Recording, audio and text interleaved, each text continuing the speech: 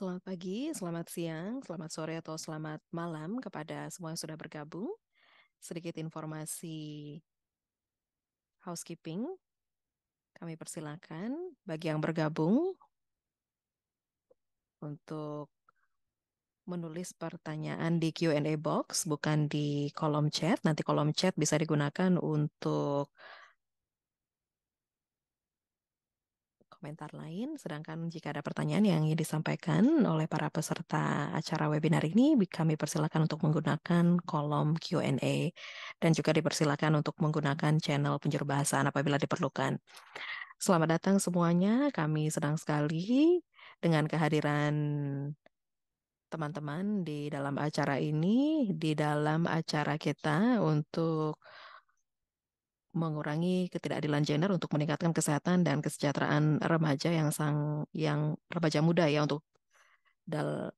untuk kehidupan mereka. Jadi acara package ini didanai oleh USAID yang merupakan upaya bersama dari berbagai mitra termasuk Breakthrough Action di mana Think Place dan Johns Hopkins Center for Communication Programs adalah anggota konsorsium dan Global Early Adolescent Study dan tentu saja PKBI Bali, mitra fenomenal kami di Indonesia, di mana desain dan pengujian paket ini berlangsung dan video ini menunjukkan kepada teman-teman apa kegiatan kami yang dibuat oleh konsultan pemuda kami yang merupakan salah satu presenter kami hari ini. Sebelum kita memulai, kami ingin menyampaikan dan mengucapkan terima kasih atas pekerjaan yang sudah dilakukan selama ini yang berfokus pada gender dan dikembangkan untuk eh, heteroseksual dan juga cisgender karena dominasi jenis hubungan ini dalam konteks hukum dan politik di Indonesia ya kami menyadari bahwa sebagai batasan yang melekat dan adanya kondisi yang ada, kami mengadaptasi materi ini untuk memastikan bahwa paket ini memenuhi semua kebutuhan orang sebaik mungkin ya. Jadi kami juga ingin menyampaikan dan duduk untuk mengingat norma kita kembali ya. Kita akan duduk bersama mendengarkan dalam webinar ini membahas mengenai beberapa norma yang ada dalam kehidupan kita selama ini. Ada beberapa norma di antara kita. Misalnya, anak laki-laki seharusnya tidak menangis. Jadi anak laki-laki kalau menangis berarti lemah dan tidak maskulin. Anak perempuan dan perempuan harus tetap bersifat pure atau murni dan polos ya mengenai hal ini berkaitan dengan keperawanan dan juga menstruasi. Kemudian anak laki-laki harus tangguh bahkan jika mereka gugup dalam hatinya, mereka tetap harus kelihatan tangguh.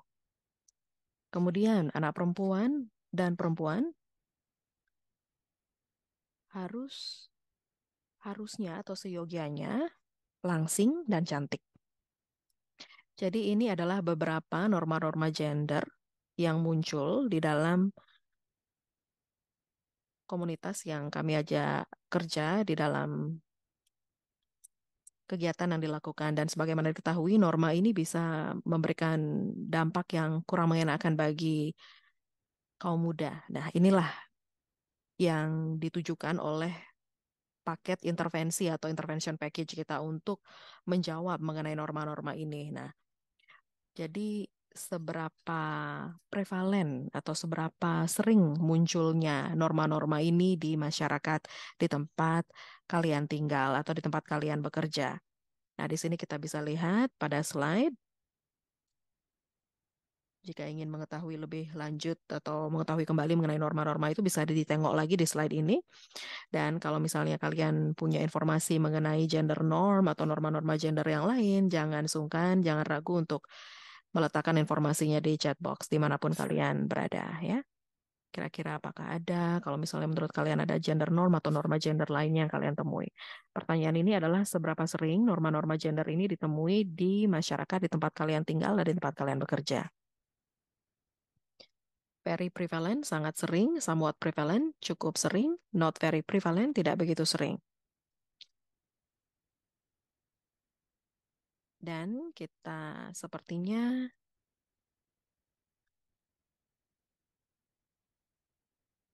saya coba tengok dulu hasil pollingnya. Jadi saya Yakin kalian juga bisa melihat hasilnya? Apakah kalian bisa lihat hasil pollingnya? Jadi kelihatannya norma-norma ini cukup prevalen ya, cukup sering di masyarakat tempat kalian tinggal. Ada juga yang bilang ini cukup sering terjadi. Saya tidak mengatakan bahwa ini hal yang bagus ya, tapi mudah-mudahan apa yang kami sampaikan hari ini nyambung dengan apa yang kalian alami di lingkungan kalian. Terima kasih banyak Marcella sudah membantu pollingnya. Saya akan stop sharing dulu sebentar. Jadi hari ini ada beberapa tujuan dari pertemuan webinar kita. Yang pertama adalah untuk memahami pentingnya menghadapi ketidakadilan gender ini sejak muda ya di tataran remaja muda ini. Kami juga ingin menyampaikan paket intervensi ini seperti apa dan bagaimana paket intervensi ini dapat membantu. Kami juga ingin menyampaikan bagaimana paket intervensi ini dapat membantu baik secara teoritis maupun secara praktis dan kami juga ingin memberikan panduan dan juga contoh bagaimana menyesuaikan paket intervensi ini sesuai dengan konteks Anda. Jadi ada panel pembicara kita yang luar biasa yang juga mencakup beberapa partner kami di Indonesia di Bali ya, PKBI Bali. Ada Eka Purni yang merupakan Direktur Eksekutif, ada Fatima Gita El Hasni, Community Organizer di PKBI Bali, ada Doni Kurniawan, konsultan muda ya yang juga menciptakan video yang luar biasa yang tadi sudah ditayangkan di awal. Ada juga Nimade Taryani yang merupakan Project Manager PKBI Bali, ada juga dari John Hopkins, Olivia Carlson, Program Officer 2, ada juga Kara Honerson, Senior Program Officer yang merepresentasikan CS Study, dan di Think Place ada saya, Jordi Baron. Mudah-mudahan tidak bosan mendengarkan suara saya di akhir webinar nanti ya. Sebelum kita masuk ke dalam pembahasan paket intervensi ini secara mendetail. Jadi penting bagi kami untuk menyampaikan mengapa kami melakukan proyek ini dia. Dan saya ingin bantuan Marcella untuk meluncurkan polling kita yang berikutnya ya. Jadi kami ingin tahu bagaimana level pengalaman kalian bekerja dengan topik gender dan juga bekerja dengan remaja tahap awal atau remaja muda, very young adolescents. Kami persilakan ya, ada dua pertanyaan dalam polling ini. Pertanyaan pertama adalah seberapa besar pengalaman Anda bekerja di bidang gender, di bidang program-program transformatif gender. Ya, banyak pengalaman, cukup pengalaman atau belum ada pengalaman. Kemudian pertanyaan nomor dua, seberapa besar atau seberapa banyak pengalaman Anda bekerja dengan very young adolescents atau remaja awal usia 10 sampai dengan 14 tahun. Baik, terima kasih. Kita bisa Kita tutup dulu pollingnya untuk mengetahui jawabannya.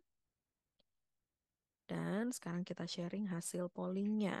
Jadi kelihatannya sebagian besar dari kalian sudah punya beberapa pengalaman bekerja di bidang program transformatif gender. Nanti kita akan bahas lebih lanjut mengenai hal ini. Kemudian ada beberapa dari kalian yang juga sudah punya banyak pengalaman.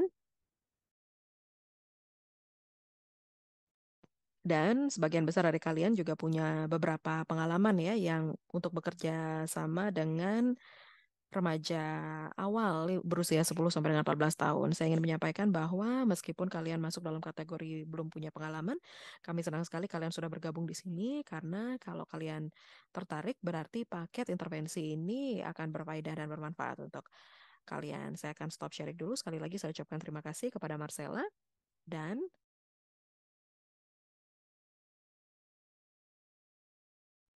saya akan berikan kesempatan kepada Kara untuk membantu kita memahami alasan mengapa paket intervensi ini dibuat. Terima kasih banyak, Jordi. Saya senang sekali bertemu dengan teman-teman semua di sini. Saya apresiasi sekali hasil pollingnya karena kelihatannya pemahaman kita cukup beragam ya, bekerja sama dengan kelompok usia ini merupakan hal yang sangat penting karena ini waktu penting critical time ya. Kalau kita lihat program ini ada beberapa gap kunci yang ingin kami tangani. Yang pertama adalah mengapa ketidakadilan gender ini terjadi pada usia ini atau gender inequity ini terjadi pada usia ini ya.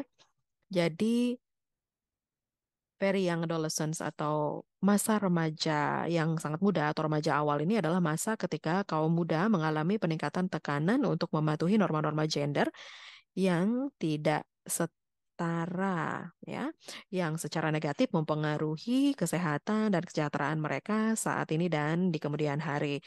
Dan ketika mereka mulai mencari atau membangun hubungan dengan rekan-rekan seumur mereka atau dengan masyarakat di masa masa mereka, mereka juga masih berinteraksi kan dengan orang-orang di luar keluarga mereka. Jadi young adolescents atau remaja awal ini merupakan fase yang sangat penting ya, karena ini merupakan fase transisi dan kita bisa menggunakan fase transisi ini untuk menjawab norma-norma yang ada sebelum norma-norma ini berkembang dan makin menciptakan dampak negatif kepada remaja awal ini dan ketika mereka bertumbuh nanti menjadi orang dewasa. Dan kami juga melakukan studi ya, memeriksa bagaimana norma gender ini memberikan dampak pada kesehatan dan kesejahteraan remaja awal ketika mereka kemudian bertumbuh menjadi orang dewasa.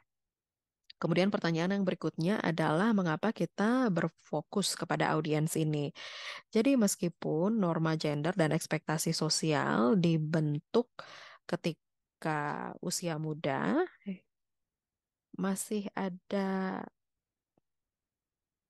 kekurangan atau kurangnya program-program yang berfokus pada remaja awal. Meskipun ada investasi yang ada ini ditujukan ke intervensi individual. Tapi kami temukan meskipun remaja awal ini semakin dipengaruhi oleh norma-norma masyarakat, perilaku mereka sangat dikontrol oleh orang dewasa di sekitar mereka yang mencakup orang tua, guru-guru, pemimpin agama, dan lain-lainnya di dalam masyarakat. Jadi, kita tahu mengenai GEAS. GEAS ini mengevaluasi beberapa intervensi transformatif gender yang ada. Dan gender transformation atau intervensi transformatif gender ini berupaya untuk secara kritis memeriksa norma-norma gender untuk meningkatkan sikap dan perilaku gender yang adil ya. Uh, jadi hal yang terjadi adalah yang pertama, guru-guru kadang tidak nyaman mendiskusikan beberapa informasi dan juga dalam pengembangan kurikulum untuk remaja awal dan bahkan pemerintah juga tidak mengizinkan beberapa topik untuk didiskusikan. Dan mungkin ada beberapa pesan-pesan di dalam intervensi ini juga seharusnya bisa diterima di rumah. Dan ini kemudian memerlukan agen-agen perubahan ya untuk membantu penerapan norma-norma intervensi terhadap norma gender yang ada, intervensi transformatif gender. Dan kita juga tahu norma-norma ini memberikan pengaruh kepada remaja awal dalam kaitannya dengan perilaku mereka. Kita juga tahu bahwa remaja awal merupakan bagian utama dari co-design kita dan mengikut sertakan mereka dalam intervensi kita dan juga melibatkan orang dewasa di sini ya untuk menciptakan perubahan. Dan kita di sini memetakan model sosial ekologinya untuk merangkul berbagai aspek audiens ya untuk menciptakan perubahan gender norm atau norma gender di sini. Sekarang saya kembalikan kepada Jordi untuk membahas mengenai human centered design atau desain yang berfokus pada manusia. Terima kasih banyak Kara. Jadi sekarang kita sudah memiliki pemahaman tentang mengapa atau why-nya. Sekarang saya akan memberikan gambaran singkat mengenai bagaimana kita bisa sampai di sini. Jadi Breakthrough Action memimpin proses Human Centered Design atau HCD di dua negara yang merupakan bagian dari lokasi studi kohort multitahun GEAS, Indonesia dan Republik Demokratik Kongo. Jadi desain dan tes sprint yang pertama dimulai di Democratic Republic of Congo atau DRC ya untuk mengembangkan intervensi yang dibangun di atas Growing Upgrade Program nama programnya yang bertujuan untuk menumbuhkan lingkungan yang mendukung ya bagi remaja untuk memahami dan memeriksa topik kesehatan seksual, reproduksi, dan norma-norma sosial dan gender terkait. Intervensi ini secara khusus difokuskan untuk penguatan hubungan orang tua dengan anak dan juga untuk membantu audiens di lingkungan kaum muda. Kemudian tim kemudian mengambil pembelajaran dari Kongo dan memulai merancang dan menguji paket intervensi di Indonesia untuk dan akan melengkapi program pendidikan seksualitas komprehensif setara ya di Indonesia. Jadi kami sudah menyelesaikan 3 testing di Indonesia. Jadi video yang disaksikan di awal webinar merupakan sesi co-design yang diadakan di Indonesia untuk proyek proses yang proses desain yang berpusat pada manusia. Jadi ada banyak informasi mendetail yang ada di resource page kami. Kami bisa arahkan teman-teman ke sana. Ada juga laporan berkaitan dengan testing atau pengujian. Apabila tertarik untuk membaca laporan ini, yang ingin saya tekankan dalam hal ini adalah siapa saja yang terlibat di dalam proses pendesainan berpusat pada manusia, dengan siapa juga kami bekerja dalam sesi-sesi co-design di Indonesia. Jadi ada perwakilan dari dinas, pemerintah, dari sekolah, dari berbagai aspek masyarakat, ada juga tokoh masyarakat dan juga expert di bidangnya untuk membantu dalam hal ini. Jadi ada berbagai aspek pemangku eh, kepentingan atau stakeholder di sini ya. Dan selama proses co-design yang dilakukan di Indonesia, ada hal penting lainnya yang juga muncul, yaitu bagaimana mengidentifikasi 2 keluaran kunci untuk paket intervensi ini. Yang pertama adalah untuk meningkatkan mental health atau kesehatan mental, kemudian mengurangi perundungan berbasis gender atau gender-based bullying. Kita akan definisikan dulu apa yang dimaksud dengan bullying atau um, perundungan ya. Jadi perundungan ini adalah bentuk perilaku agresif di mana seseorang berulang kali menyebabkan orang lain merasa tidak nyaman dan ada ketidakseimbangan kekuasaan atau power di antara pelaku dan korban. Jadi perundungan dapat berupa kontak fisik, kata-kata, atau tindakan lainnya ya. Jadi ada juga norma-norma informal dan juga ekspektasi sosial yang mendorong adanya suatu behavior atau perilaku ya, dan ini adalah bentuk kekerasan berbasis gender.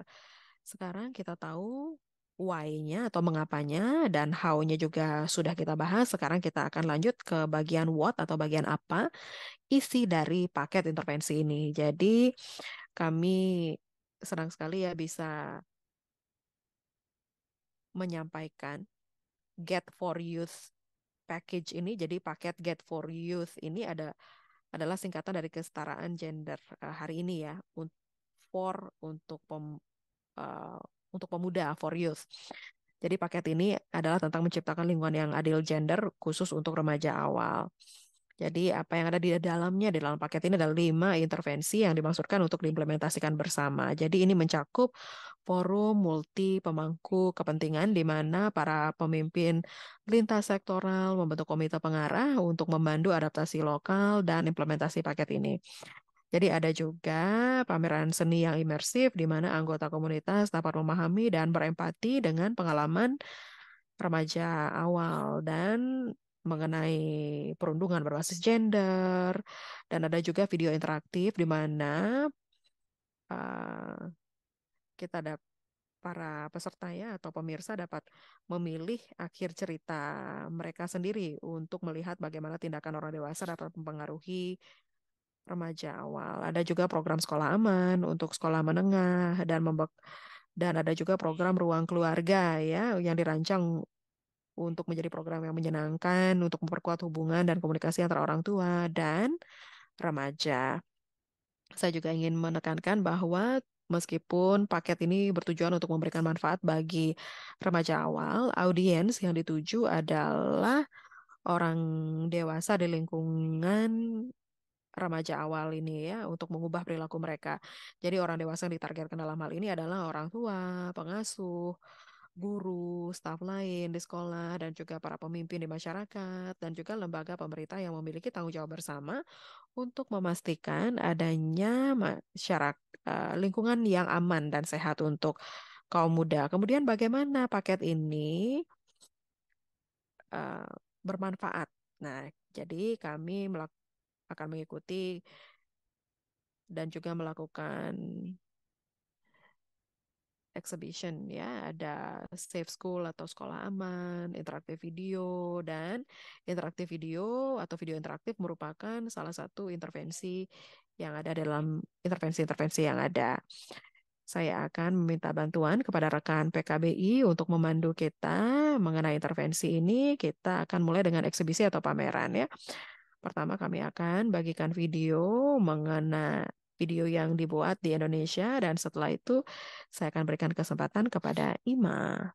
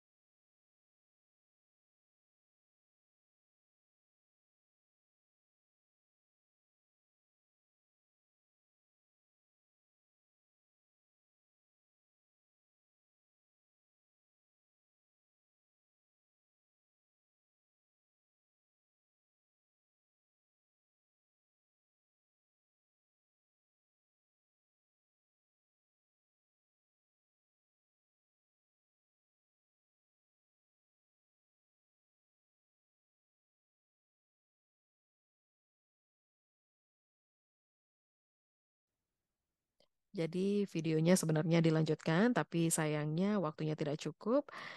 Jadi kita akan lanjutkan bagian presentasi kita. Sekarang kami berikan kesempatan kepada Ima.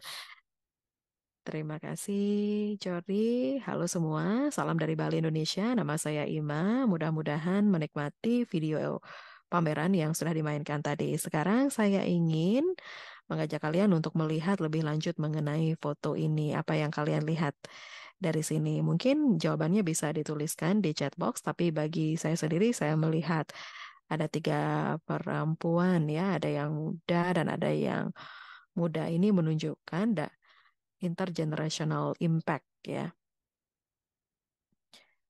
Jadi kita bisa lihat para pengunjung ini melihat muralnya dan mereka ingin sekali mengetahui apa yang disampaikan dalam mural ini. Jadi kira-kira pameran ini tentang apa? Jadi pameran ini merupakan pameran seni interaktif yang mendalam yang bertujuan untuk meningkatkan pengalaman remaja awal dan menjembatani kesenjangan antara kaum muda dengan influencer dewasa dalam hidup mereka. Kemudian yang kedua untuk meningkatkan pengetahuan dan empati mengenai bullying berbasis gender dan dampaknya terhadap remaja awal.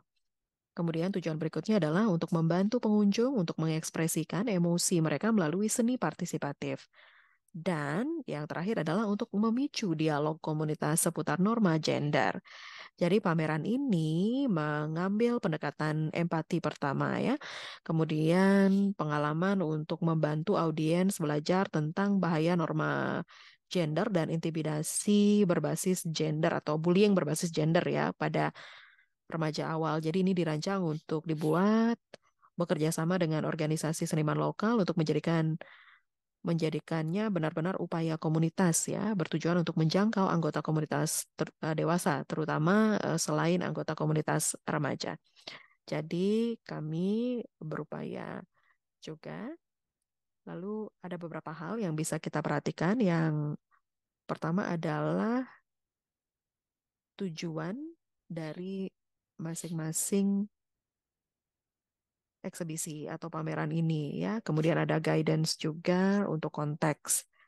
Jadi mengadaptasi setiap instalasi dengan konteks. Jadi kami juga telah membuat sumber daya atau resources untuk membantu fasilitator memandu pengunjung melalui pameran dan memastikan mereka memiliki pengalaman yang berarti. Yang terakhir kami telah menyediakan materi promosi yang dapat disesuaikan seperti kartu pos, pamflet pengunjung, poster promosi, dan kartu pos. Untuk melanjutkan perjalanan kami ya, jadi pameran ini sekarang telah membuat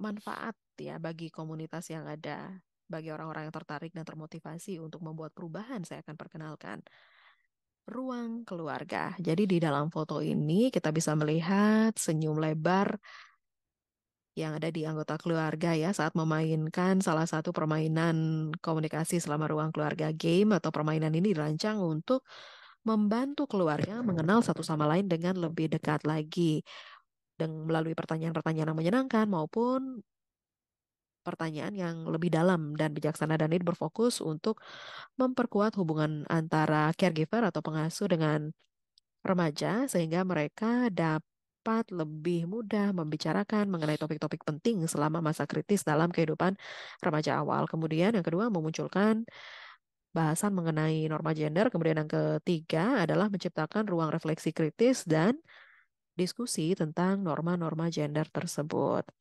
Jadi, kami juga berupaya, mohon maaf, Jordi. Jadi ini adalah beberapa pratinjau, beberapa materi yang kami ciptakan untuk ruang keluarga untuk membantu mencapai tujuan-tujuan ini. Mungkin beberapa dari kalian sudah akrab dengan kartu Empathways ya.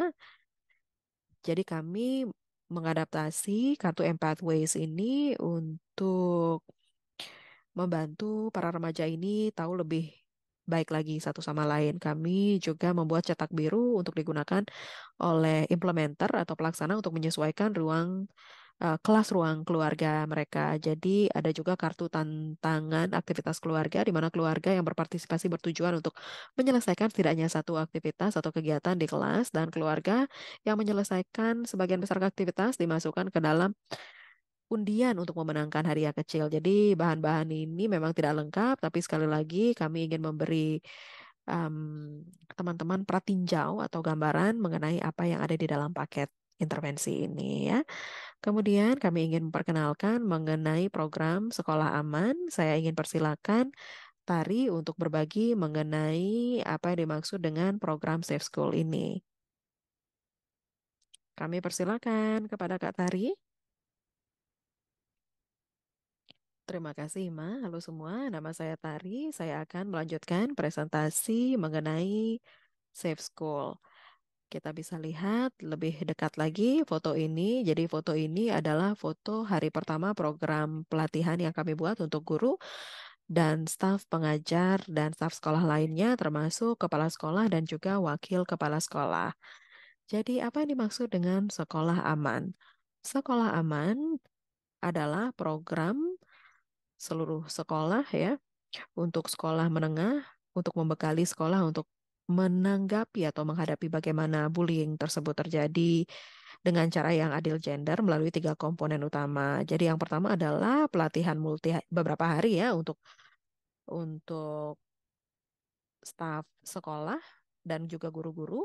Kemudian yang kedua, sistem pelaporan yang dapat digunakan oleh remaja awal untuk melaporkan insiden bullying yang terjadi secara rahasia dan mendapatkan bantuan yang mereka butuhkan. Kemudian yang ketiga adalah sistem rujukan eksternal untuk kasus-kasus kompleks di mana remaja juga mungkin perlu terhubung dengan sumber daya di luar sekolah.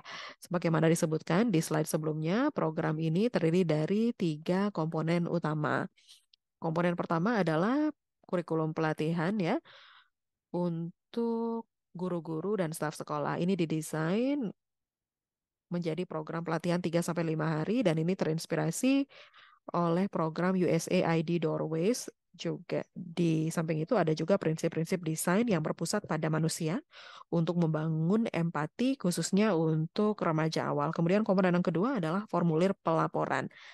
Ini bisa berupa formulir Google dan juga mekanisme lain yang mudah diakses untuk siswa untuk digunakan untuk melaporkan intimidasi atau bullying yang terjadi secara aman. Kemudian komponen yang ketiga adalah sistem rujukan yang mencakup diagram alur tentang cara membangun dan mengelola sistem rujukan di sekolah yang ditunjuk. Bersama-sama, komponen-komponen ini membantu menciptakan lingkungan sekolah di mana orang dewasa lebih siap untuk menghadapi bullying atau perundungan dan perundungan berbasis gender, dan di mana siswa dapat dengan aman mendapatkan bantuan yang mereka butuhkan. Sekarang kita akan melanjutkan ke forum multi stakeholder. Jadi, apa yang terjadi di gambar ini? PKBI adalah organisasi kami di Indonesia. PKBI bertemu dengan kepala-kepala desa ya, melakukan diskusi bagaimana mengumpulkan sekelompok mitra lintas sektor untuk bersama-sama mencapai tujuan bersama. Tujuan pertama adalah meningkatkan pengetahuan dan sikap berkeadilan gender di antara para pemimpin lintas sektor ini. Kemudian tujuan kedua adalah menjadikan program untuk meningkatkan kesetaraan gender menjadi prioritas, dan yang ketiga menyediakan gateway untuk menguji cobakan dan mengimplementasikan paket ini. Sebagaimana dapat dilihat di sini, audiens yang dituju untuk intervensi ini meliputi tokoh masyarakat, lintas sektor, dan ada juga lembaga pemerintah dan organisasi kepemudaan. Berikut ini adalah beberapa preview atau pratinjau beberapa materi yang kami buat untuk membantu mencapai tujuan forum multi pemangku kepentingan atau multi stakeholder forum ya. Jadi yang pertama kami membuat presentasi ikhtisar yang dapat disesuaikan, yang dibuat seperti presentasi yang dapat digunakan untuk membuat kasus untuk menguji cobakan dan mengimplementasikan paket Get for Youth ya. Kami juga telah membuat cetak biru forum yang bertujuan memberikan panduan tentang cara melibatkan anggota forum. Dan yang terakhir adalah untuk memberikan panduan untuk membuat nota kesepahaman di antara anggota forum yang akan memperkuat dukungan mereka untuk menguji cobakan dan mengimplementasikan paket ini. Sekarang kita berikan kesempatan kepada Doni untuk berbagi dengan kita tentang intervensi terakhir, yaitu video interaktif. Terima kasih banyak. Mari kita akan masuk ke dalam perjalanan berikutnya, yaitu interaktif video. Nah, apa yang terjadi di dalam foto ini? Jadi, saya di sana kelihatan di video ini, saya memfasilitasi menggunakan kaos biru waktu itu ya, memfasilitasi pemutaran video interaktif sebagai bagian dari pameran yang Ima bicarakan sebelumnya. Jadi, video interaktif ini adalah video yang bertujuan untuk memicu refleksi kritis dan diskusi seputar dampak jangka panjang tentang bagaimana orang dewasa dapat mengurangi dan menangani ya norma-norma gender yang berbahaya di antara remaja awal. Jadi pada titik yang berbeda dalam video itu, para penonton ya bisa memilih di antara dua opsi. Satu yang mencerminkan perilaku dan norma saat ini atau apa yang tengah terjadi dalam kehidupan kenyataannya, dan yang lainnya mencerminkan perilaku yang diinginkan dan norma yang lebih setara. Jadi meskipun para audiens utama untuk video ini adalah tokoh masyarakat dan guru-guru dan staf sekolah, video tersebut sebenarnya digunakan untuk intervensi yang lainnya juga, termasuk dalam pameran dan juga ruang keluarga. Jadi saat ini kami akan memberikan pratinjau video yang digunakan untuk pelatihan sekolah aman. Jadi premisnya adalah bahwa seorang anak laki-laki dibully karena menyukai band-band Korea yang biasanya populer di kalangan anak perempuan. Harap perhatikan bahwa adegan ini menggambarkan bullying dan pelecehan.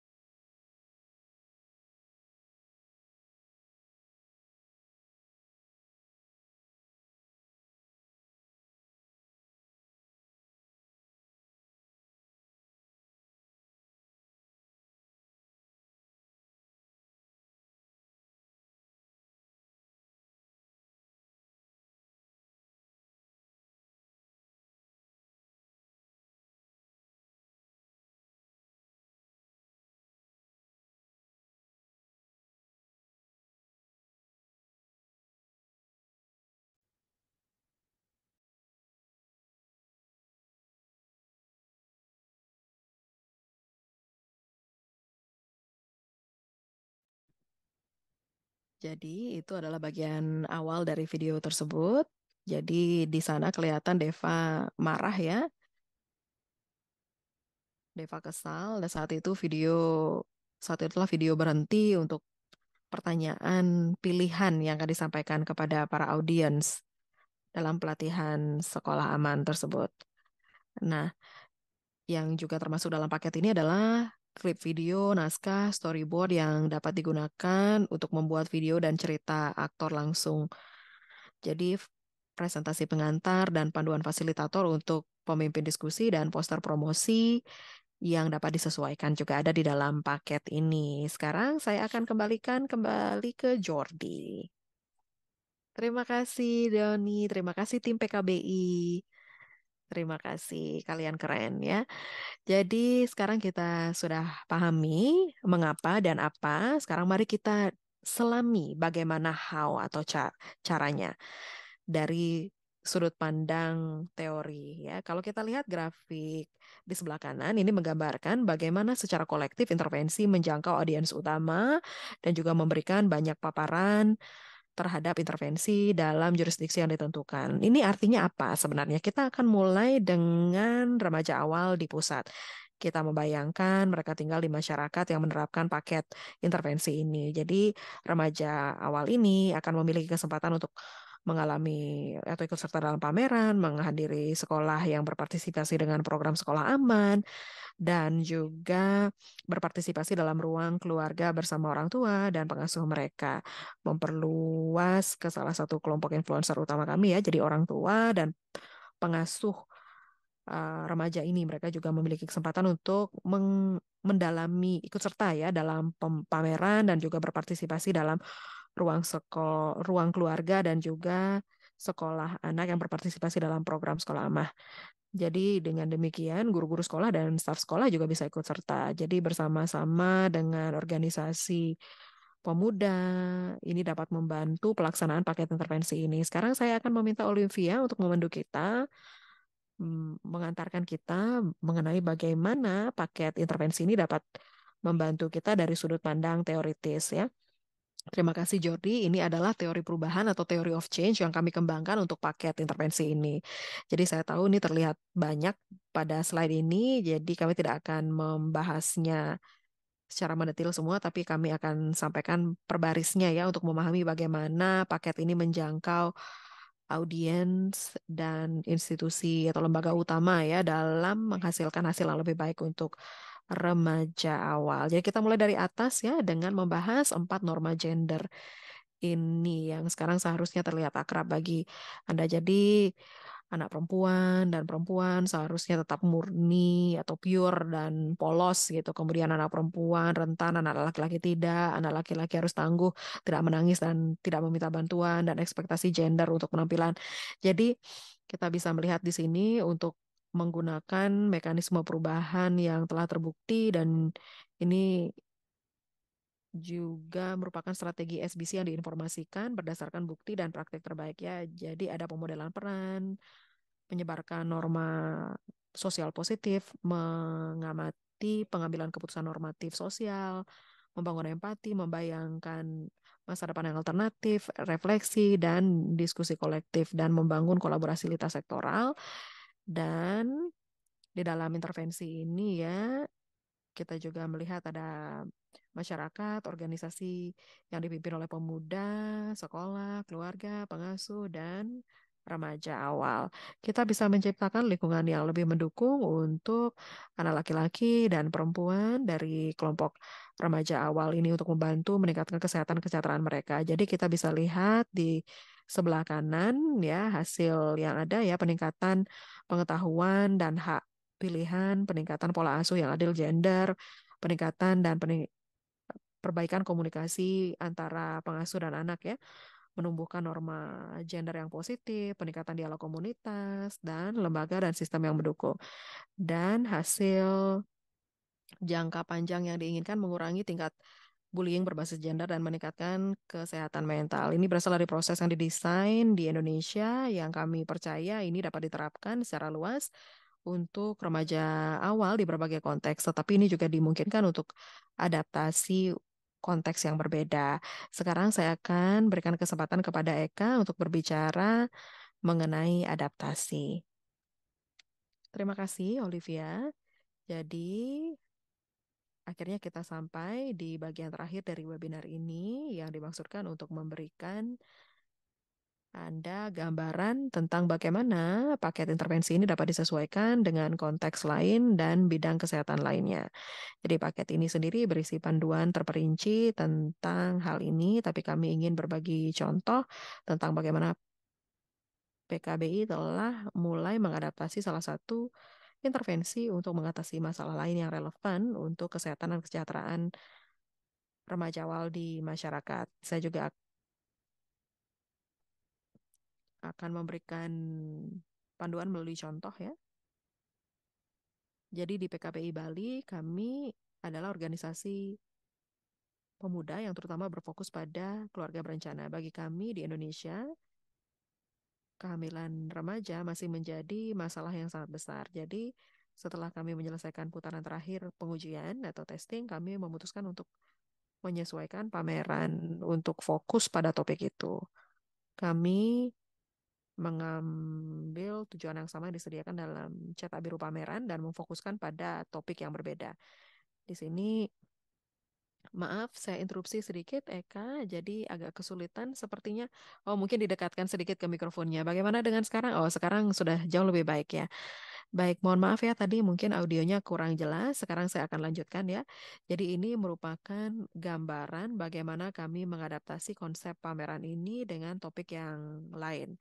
Dengan tujuan yang sama yang ada dalam cetak biru pameran, kami berfokus pada topik lain. Jadi kami di adaptasi topik lain. Jadi bisa dilihat di bagian tengah, Anda dapat melihat komponen partisipatif di mana pengunjung menulis pesan untuk mengekspresikan perasaan mereka tentang situasi tersebut ya. Dan di bagian kiri atas bisa dilihat testimoni dari orang-orang yang terkena dampak kehamilan remaja. Jadi ada ibu-ibu muda ya, dan mereka juga menunjukkan bagaimana pengalaman mereka menjadi ibu muda. Di bagian kanan bawah kita juga melihat pekerjaan-pekerjaan para seniman muda ya. Dan penting juga untuk dicatat bahwa kami juga telah mengekspos komunitas kami ke intervensi lain dan ini merupakan kelanjutan dari pekerjaan yang telah kami lakukan. Nah, ketika kita mengadaptasi paket ini di masyarakat, kami sarankan Anda untuk bekerja sama dengan organisasi yang dipimpin oleh pemuda dan yang melayani kaum muda dan juga remaja dan sekolah untuk menyesuaikan intervensi. Keterlibatan masyarakat, khususnya keterlibatan pemuda, sangatlah penting dalam membuat adaptasi yang relevan. Anda juga bisa pertimbangkan untuk mengadakan lokakarya dan menggunakan beberapa kegiatan yang merupakan salah satu, ada juga activity bank ya atau bank kegiatan yang merupakan salah satu materi yang dapat disediakan dalam paket ini untuk mengidentifikasi dan mengadaptasi norma-norma gender. Sekarang saya berikan kepada Jordi kembali. Terima kasih banyak Eka. Baik, kita sudah siap-siap memasuki sesi tanya jawab. Jadi kami sangat berharap bahwa webinar ini dapat memunculkan ketertarikan dan semangat ya. Dan kalau misalnya ingin tahu, ingin bertanya, berbagi informasi juga dengan orang lain yang mungkin kalian rasa tertarik, kami persilakan. Kami juga mendorong Anda untuk meninjau paket ini secara terperinci ya, atau yang sekarang tersedia di situs web kami. Jadi kami pastikan akan membagikan informasi ini dengan kalian semua serta rekaman webinar ini. Sekarang kita akan memasuki sesi tanya jawab. Sesi tanya jawab ini akan dipandu oleh Kara. Jadi, sekedar pengingat, kalau misalnya ada pertanyaan, kami persilakan untuk letakkan pertanyaannya di Q&A box. Kalau misalnya secara tidak sengaja pertanyaannya dimasukkan ke chat box, mohon untuk di-copy pertanyaan tersebut ke Q&A box ya. Terima kasih banyak Jordi. Jadi ada pertanyaan-pertanyaan bagus yang sudah ada di chat box ya. Jadi beberapa pertanyaan ini juga sudah di-insert secara live dan saya akan melihat pertanyaan-pertanyaan yang ada di chat ini juga. Jadi pertanyaannya adalah, pertanyaan ini ditujukan ke Jordi. Pertanyaannya adalah, apakah intervensi ini sudah dievaluasi untuk mengetahui seberapa dampak dari evaluasi tersebut dalam prosesnya. Jadi yang kami tujukan dengan high fidelity ini, mungkin Jordi bisa jelaskan sedikit ya. Terima kasih banyak, Kara. Jadi bagaimana paket ini sudah dievaluasi dengan cara formal dan tradisional ya, itu yang sudah ditanyakan ya. Kemudian jawaban pendeknya adalah belum. Jadi yang kami sediakan adalah paket yang siap untuk percontohan atau piloting. Jadi sebagian merupakan bagian dari paket ini ada juga panduan evaluasi tentang bagaimana melakukan evaluasi terhadap dampaknya. Tapi yang paling penting bagi kami adalah, jadi kami sudah melakukan 3 kali pendesainan dan testing ya. 3 round di perancangan dan testing. Jadi sebagaimana disampaikan oleh Olivia berkaitan dengan theory of change atau teori perubahan dan mekanisme-mekanisme seputarnya, dan juga human center design atau perancangan berpusat pada manusia. Kira-kira apa yang menarik dan apa yang diharapkan dan apa merupakan hal yang bersifat kebaruan. Dan kami juga akan melihat apa hal-hal yang bersifat visible secara teknis dan juga secara logistik ya. Kadangkala kita punya keterbatasan sumber daya atau mungkin secara finansial kita juga masih punya keterbatasan sehingga paket ini mungkin tidak bisa direplikasi di beberapa tempat. Jadi kami juga melakukan pengujian mengenai hal itu. Kami juga melakukan pengujian atau testing mengenai potensi scaling. Apakah kita bisa mencapai audiens yang tepat? Apakah kita bisa mencapai audiens dalam jumlah yang cukup, kemudian bagaimana visibilitas, komponen visibilitasnya, apakah ini nantinya akan bisa diimplementasikan, direplikasi, dan diimplementasikan di tempat lain. Ini merupakan aspek-aspek yang kami ujikan menggunakan SCD methodologies, yaitu desirability, visibility, dan scalability, dan meningkatkan level fidelitas ya, dan level kelengkapan dan kemenyeluruhan atau turunes ya. Jadi kami juga melihat paket percontohan ini yang di dalamnya sudah dimasukkan juga panduan yang mendetail mengenai bagaimana evaluasi dapat dilakukan. Mungkin Kara juga ingin menambahkan sedikit. Mungkin Kara juga ingin menambahkan. Ya, jadi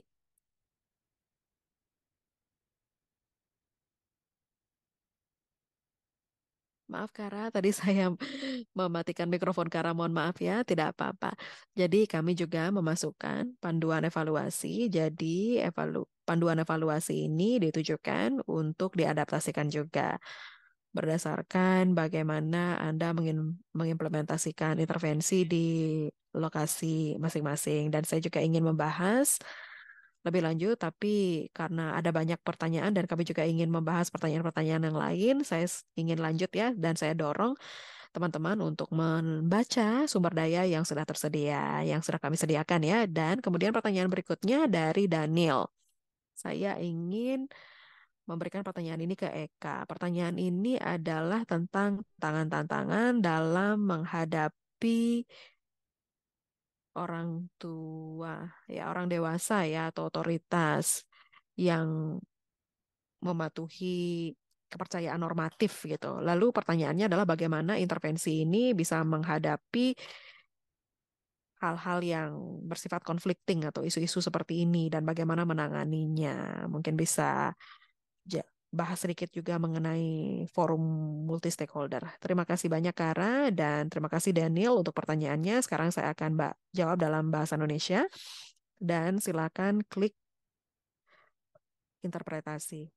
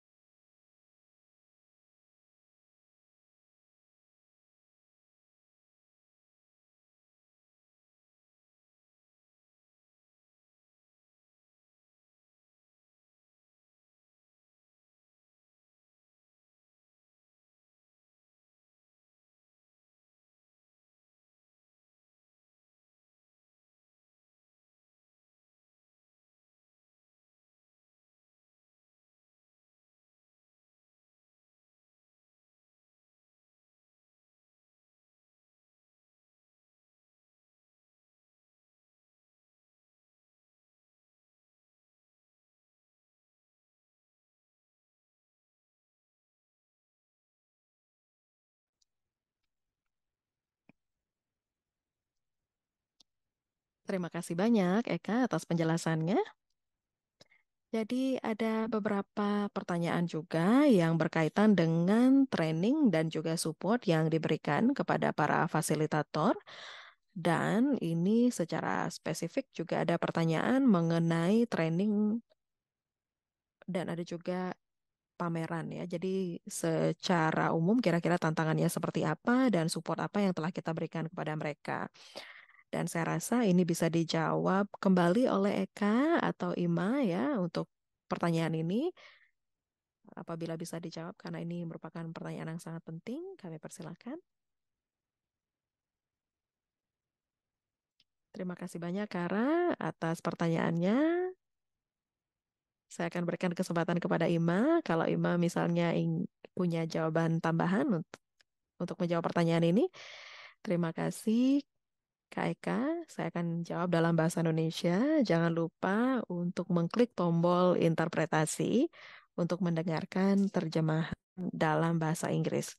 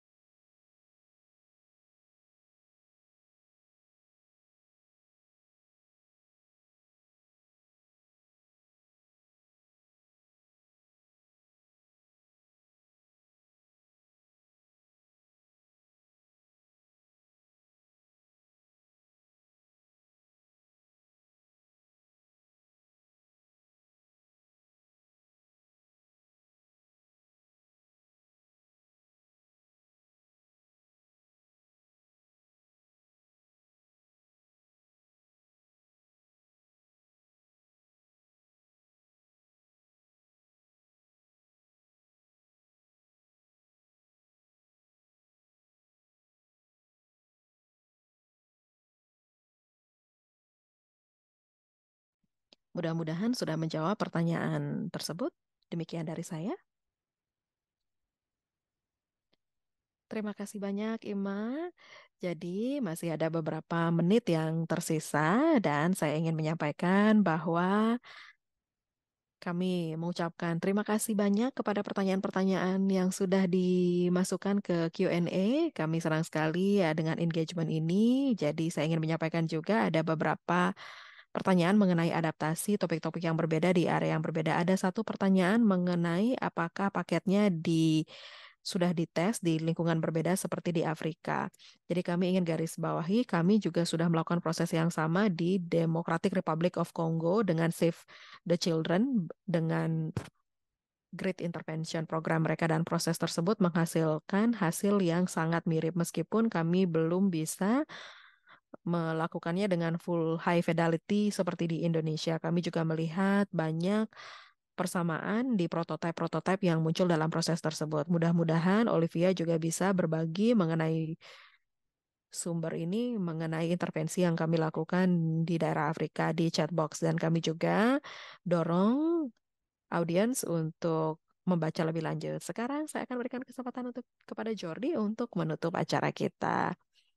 Terima kasih banyak, Kara. Terima kasih banyak, teman-teman semua. Mohon maaf ya, tidak bisa menjawab semua pertanyaan-pertanyaan yang bagus yang sudah ditayangkan di sini.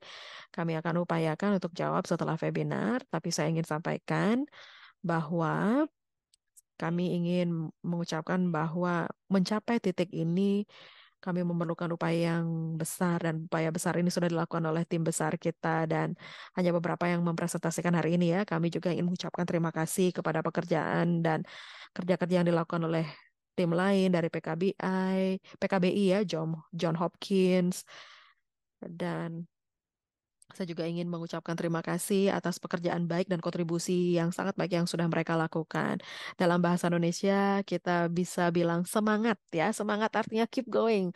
Terus bersemangat. Itu adalah moto kami. Moto kami adalah bersemangat. Dan kami juga ingin mengucapkan terima kasih kepada teman-teman semua yang sudah berpartisipasi selama webinar ini. Dan kami akan sharing email follow up yang berisi sumber daya lebih banyak lagi ya dengan teman-teman. Setelah ini kami baru saja meluncurkan polling berikutnya di sini. Mohon untuk bantu dijawab ya. Silakan deskripsikan tempat kerja Anda, apakah pemerintah, akademisi, atau lainnya. Terima kasih banyak dan kami nantikan mudah-mudahan kita bisa ketemu lagi dengan kalian semua untuk bertemu dan membahas lebih lanjut mengenai paket intervensi ini. Dan saya ucapkan terima kasih banyak. Terima kasih juga kepada anggota panelis lainnya. Terima kasih.